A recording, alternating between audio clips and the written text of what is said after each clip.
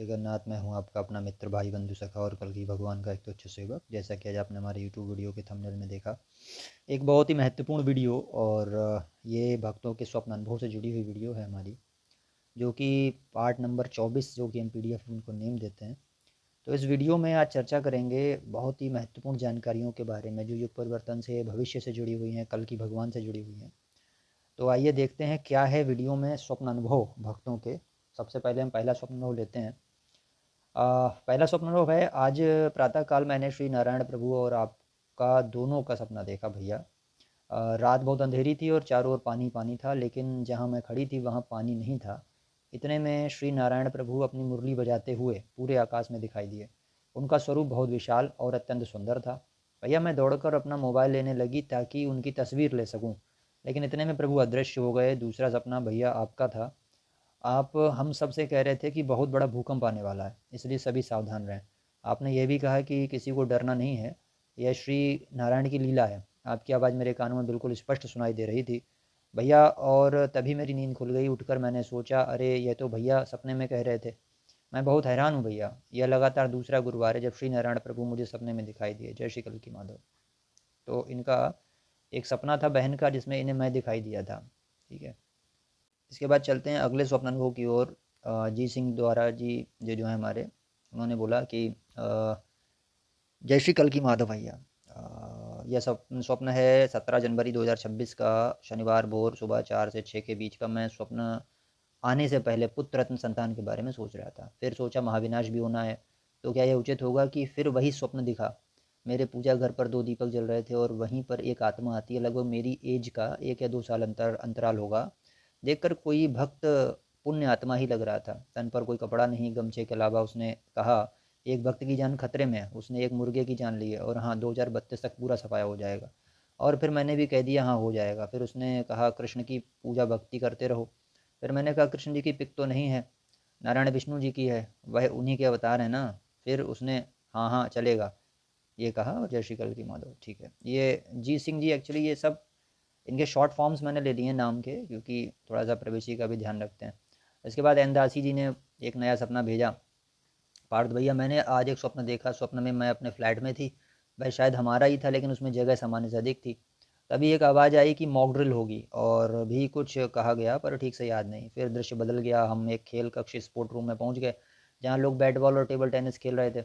फिर मैं उस कमरे से बाहर आ गई और मुझे एक बूढ़ी दादी दिखाई दी, जो नीचे ज़मीन पर बैठी थी और बहुत गरीब लग रही थी। मैंने उनसे कहा, सुनिए समय बहुत खतरनाक आने वाला है, आप बस 2 चीज़ें कीजिए, शून्य साधना और ब्रह्म का अक्षर। लेकिन उन्होंने कहा, नहीं नहीं रहने दो, मुझे बताओ। और वे मेरी बात मानने के लिए तैयार नहीं थी। मैंने उन्हें बहुत समझाया कि सच में समय खतरनाक है, पर उन्होंने बात नहीं मानी। फिर मैंने समझाना छोड़ दिया। उसके बाद मैं एक खिलौने की दुकान में गई और वहाँ कुछ ऐसा ढूंढने लगी जो आपातकाल युग परिवर्तन और युद्ध में काम आ सके, जैसे कोई उपकरण या साधन। मुझे पूरी तरह याद नहीं है, लेकिन शायद मैंने भी ये देखा कि लोग इधर उधर भाग रहे थे। अब उन्होंने राय दी कि आप ब्रह्म का अक्षर कीजिए, शून्य साधना कीजिए, और साथ में कोई अपना शस्त्र वगैरह की भी ये तैयारी कर रहे हैं, उपकरण या साधन की तैयारी कर रहे हैं। तो ये हम लोगों के लिए मैसेज है कि हमें क्या करना है आगे। तो इन्फिनाइट जी का, भाई आज मुझे लगातार 3 सपने आए। पहले सपने में मेरे साथ कुछ लोग थे, उनके चेहरे याद हैं, लेकिन मैं उनमें से किसी को नहीं जानता हूँ।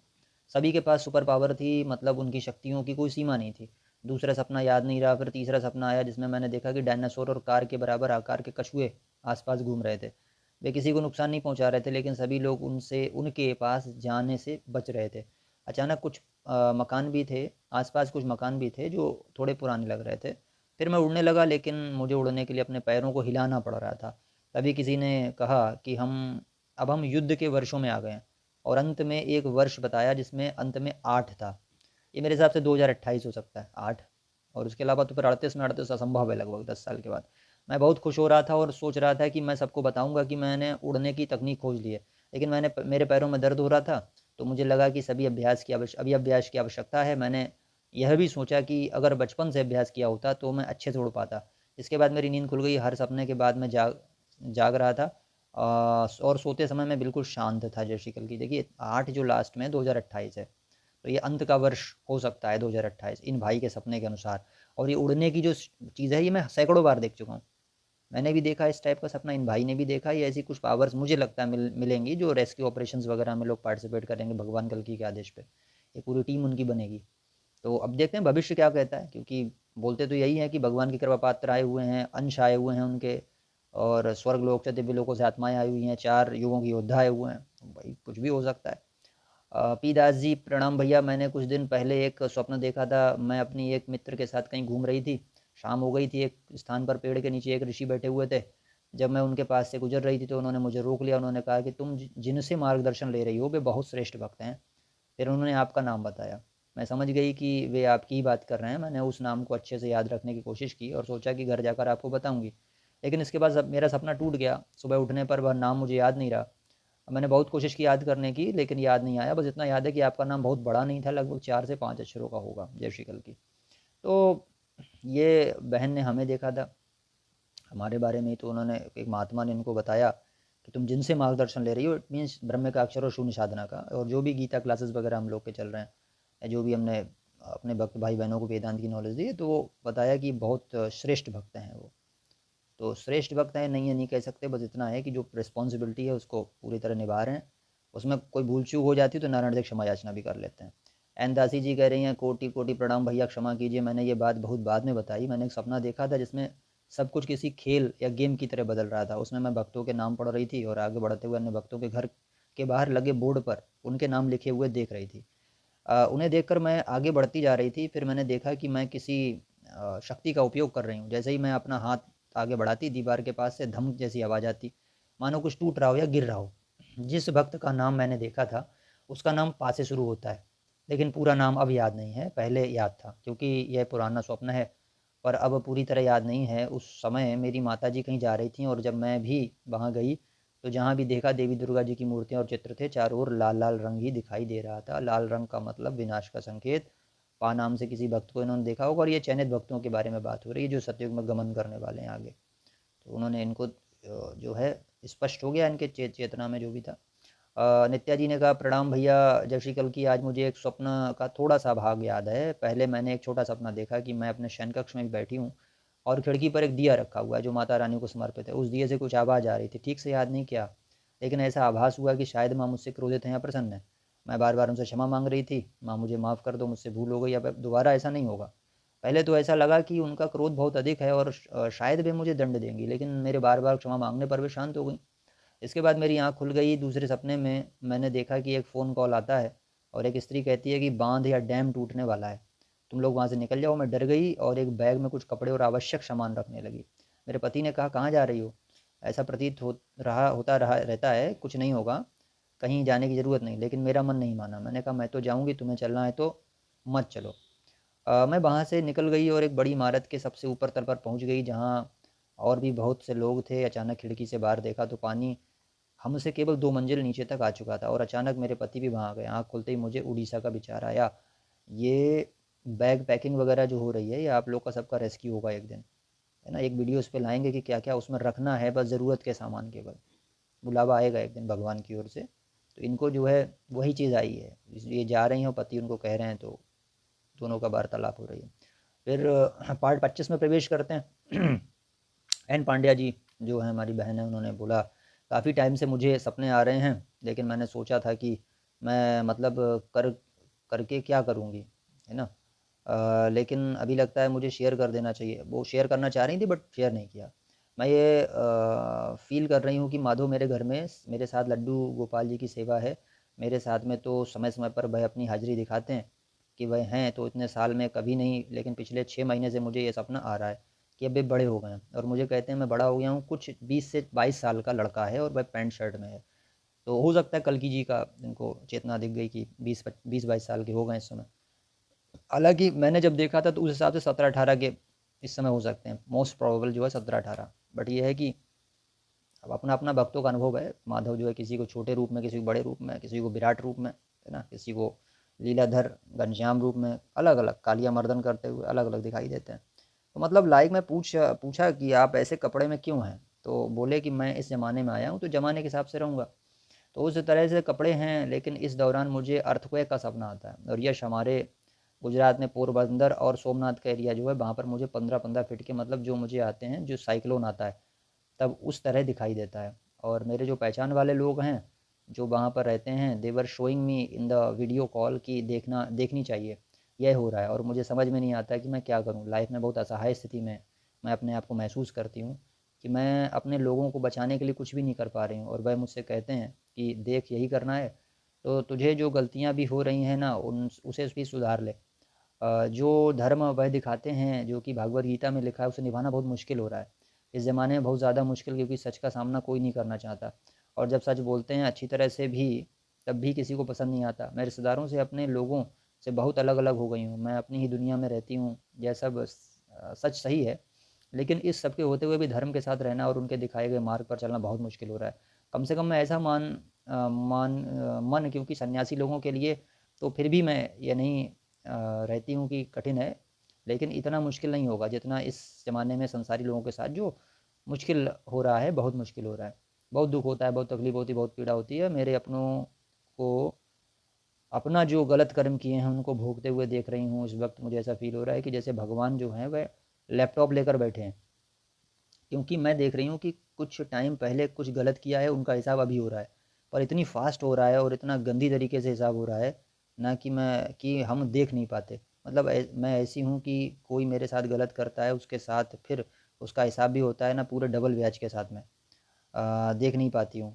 उसके लिए मुझे ऐसा फ़ील होता है कि यार थोड़ा समझ गया होता ही इंसान, तो उसको ये भुगतना नहीं पड़ता। मैं ऐसी इमोशनल इंसान हूँ, मुझे बहुत मुश्किल हो रही है ये सब देखने में। कभी-कभी तो ऐसा लगता है कि यार क्यों रखा है ऐसी दुनिया में, मुझे ऐसे देखना ही नहीं, जल्दी चले जाना है। देखिए बहन, आप निराश ना हों, और आप पहले वेदांत की नॉलेज लें अच्छी प्रकार से, मन को स्थिर करें और भगवान की कृपा पात्र बने। भगवान ही इस दुनिया में संघर्ष करने का, धर्म पर चलने की शक्ति प्रदान कर सकते हैं। हम अपने मन से करेंगे नहीं कर पाएंगे। तो पहले समर्पण आवश्यक है भगवान को। गीता को पूरा समझिए, वेदांत को समझिए, साधना कीजिए, उससे आत्मबल मिलेगा, तब हम जो है सर्वाइव कर पाएंगे। वरना ये बहुत टेंशन जो है आगे जाके बहुत मानसिक पीड़ाओं में बदल जाती है।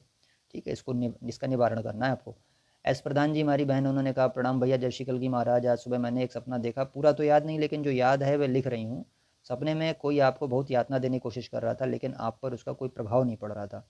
फिर दृश्य बदल गया, आप एक ऑटो रिक्शा चला रहे थे, आपका ऑटो रुकवाकर आपका एक यात्री दूसरे ऑटो रिक्शा में बैठ गया। दूसरे ऑटो का चालक बहुत घमंड में दिख रहा था, लेकिन आपके ऑटो में तो पहले से ही यात्री भरे हुए थे। फिर आप अपने ऑटो रिक्शा को ऊपर की ओर ले गए और दूसरा ऑटो रिक्शा नीचे की सड़क पर चला गया। मैं यह सब किसी चलचित्र फिल्म की तरह देख रही थी, जय श्री कल की महाराज। जिसका मतलब क्या था कि जो लोग पृथक होके जाएंगे, अब इन्होंने मुझे ही देखा कि मैं ऑटो रिक्शा चला रहा हूँ, तो इसका मतलब यही है, ज्ञान की नौका से जो उतर जाएंगे वो फिर नीचे की ओर यानी डाउनफॉल की तरफ जाते हैं, और जो ज्ञान नौका में सवार होते हैं वो ऊपर की ओर जाते हैं। इसलिए शास्त्र के मर्मज्ञ और वेद तत्ववेत्ता जो होते हैं उनको पकड़ के रखा जाता है जीवन में, उन्हें त्यागा नहीं जाता है। उनका जाना बहुत बड़ी हानि होती है जीवन में। एस एंटल जी कह रही हैं, परसों रात को मुझे एक सपना आया था, उसमें हमारे एक गुरु जी दिखाई दिए। उन्होंने बिल्कुल सफ़ेद वस्त्र पहने हुए थे और वे ज़मीन में कुछ खोद रहे थे। उनके चेहरे पर बहुत तेज़ था। मैं उनके पास ही बैठी थी। अचानक उन्होंने मुझसे कहा कि ओम को सही तरीके से कैसे बोला जाता है। मैंने उनकी ओर देखा और उन्हें ओम का उच्चारण करके बताया। फिर उन्होंने कहा इसे लिख कर भी दिखाओ। तब मैंने मिट्टी में ही उन्हें ओम लिख कर दिखाया। उन्होंने मेरी ओर देखा और उनके चेहरे पर बहुत प्यारी सी मुस्कान आ गई। यही सपना था भैया, यानी परीक्षा हो गई ओमकार की, ब्रह्म एकाक्षर मंदिर की।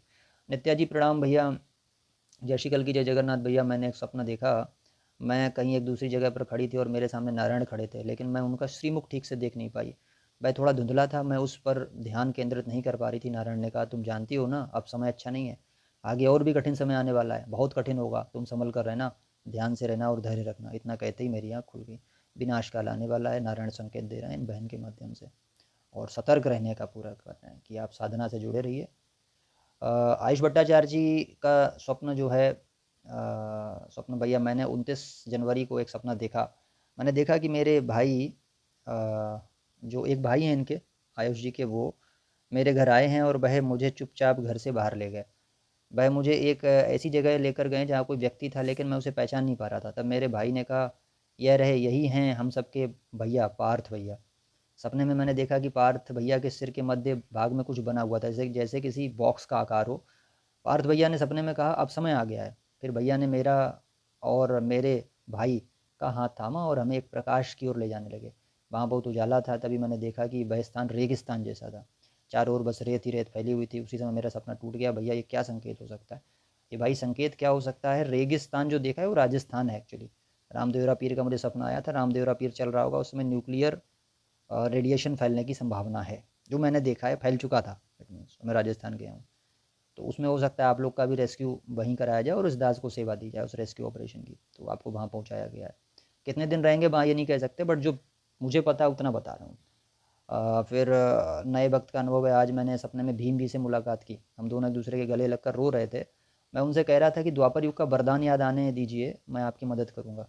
मैंने उनसे यह भी कहा कि बहुत से योद्धा विदेशों में जन्म ले चुके हैं, जैसे अभिमन्यु जी अमेरिका में, पर इस पर उन्होंने कहा ऐसा नहीं है, सब यहीं हैं, मतलब सब यहीं जन्मे हैं। भैया 5-6 दिन पहले मैं सोच रहा था कि यदि मुझे द्वापर युग में कोई वरदान मिला है तो मुझे केवल 2 बार ही ऐसा सपना क्यों आया। फिर जब मैं सोया तो सपने में एक महाराज जी थे जो सभी को युग परिवर्तन के बारे में बता रहे थे और सबको सतर्क कर रहे थे।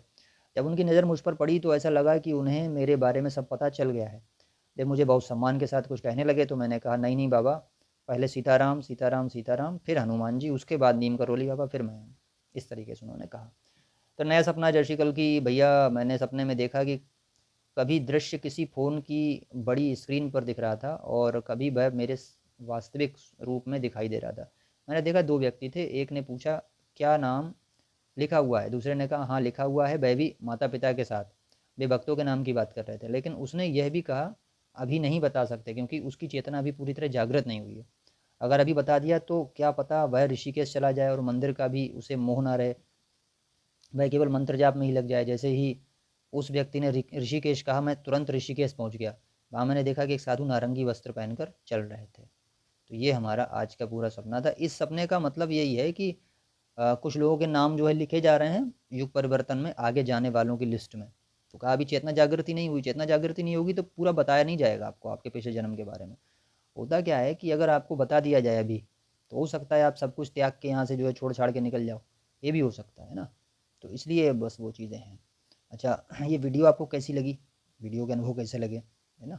ओमकार की शक्ति और आपने सब ये देखा, तो ओम और मुझे देखते हैं कुछ लोग, तो वही बात है कि एक मार्गदर्शक के तौर पे जो अपॉइंट किया भगवान ने, आपको साधना प्रोवाइड कर रहे हैं। अब इसमें आप काशीनाथ मिश्रा जी के फॉलोअर हैं या आप सत्या बांजा जी के, वायर उड़ीसा जी के, या श्री सत्यगाथा कहीं भी जुड़े हो, ओमकार साधना में और शून्य साधना में कोई दिक्कत नहीं। शून्य साधना को निज नाम या आत्मस्वरूप कहते हैं, आत्मस्वरूप का जो होता है साधना होती है उसको वही बोलते हैं। गीता से वेद से प्रमाणित तो 5 मिनट ओमकार और 5 मिनट आप अगर निज नाम या शून्य साधना को कर रहे हैं तो पर्याप्त है आपको। पुरानी कोई साधना हम छोड़ने की बात नहीं कर रहे, किसी गुरु से जुड़े हैं उसको उसको भी छोड़ने की बात नहीं कर रहे। बेहद का गुरु स्वयं आपको गाइड करता चला जाएगा, आपका कल्याण हो जाएगा। बस श्रद्धा के साथ करना पड़ेगा, नारायण को, भगवान कृष्ण को गुरु मानते हुए। ठीक है, बेहद के गुरु वही हैं, मैं तो खाली मार्गदर्शक हूँ। ठीक है, जिसको देही गुरु बोलते हैं। एक विदेही गुरु होता है, वो भगवान कृष्ण है हम सबके, कृष्ण बंदे जगत गुरु, मेरे भी आपके भी। तो अब ये समझो कि भैया ये जो वीडियो रही आप लोगों के अनुभव की, ऐसे अगर आपको भी आ रहे हैं सपने युग परिवर्तन से जुड़े, महाविनाश से जुड़े, और उसमें कोई डेट्स वगैरह हों, तो आप मेल कर सकते हैं kalkikapar@gmail.com पर। आप टेलीग्राम कर सकते हैं, टेलीग्राम का लिंक हमने दे रखा है डिस्क्रिप्शन में, पिन कमेंट में, आप ज्वाइन कर सकते हैं, उससे जुड़ सकते हैं।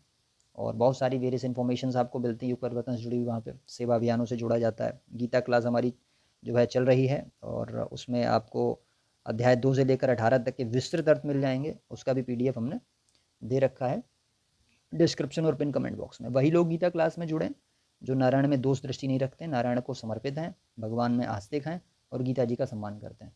उसके अलावा वेरियस हैंडल्स जुड़ सकते हैं आप, हमारे फेसबुक पे, इंस्टाग्राम पे तमाम आईडीज़ हैं, सबके लिंक दे रखे हैं। बहुत सारे PDF भी दे रखे हैं अभी तक, 46 पटल का है, रत्नाकर साहू जी की मालिका का है, बहुत सारे PDF हैं उसमें, आप डाउनलोड करके उन्हें पढ़ सकते हैं। भविष्य मालिका यहाँ ऑथेंटिक हम देते हैं, किसी प्रकार का जो है इसमें वो नहीं होता। और जो भी उसमें रिमूवल होते हैं, कोई चीज़ रिमूव की जाती है जो प्रक्षिप्त होता है, उस नॉलेज को हटा भी दिया जाता है। उसके बाद बिल्कुल शुद्धिकरण के साथ ही आपके सामने चीज़ें आती हैं।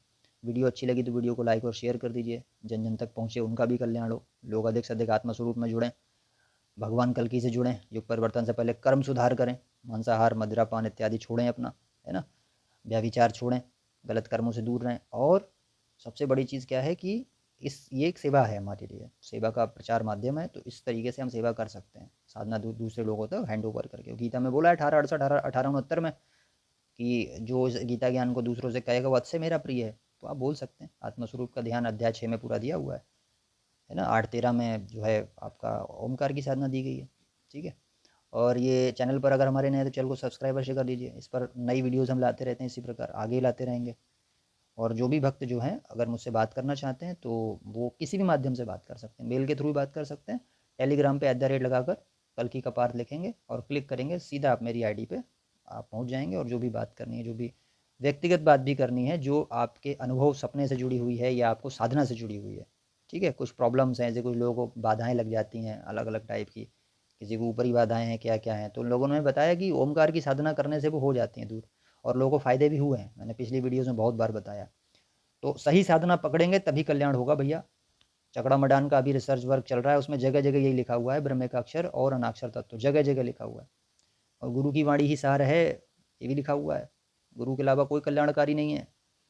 जो गुरु से विमुख होगा उसको दिक्कत आएगी आगे। तो मेरा प्रयास था आप लोगों को जोड़ने का। जुड़े रहिए, चैनल पर बने रहिए, आज्ञा दीजिए। सबको जय श्री कल्कि माधव, जय श्री जगन्नाथ, जय श्री पंचका, जय श्री सत्यनारायण।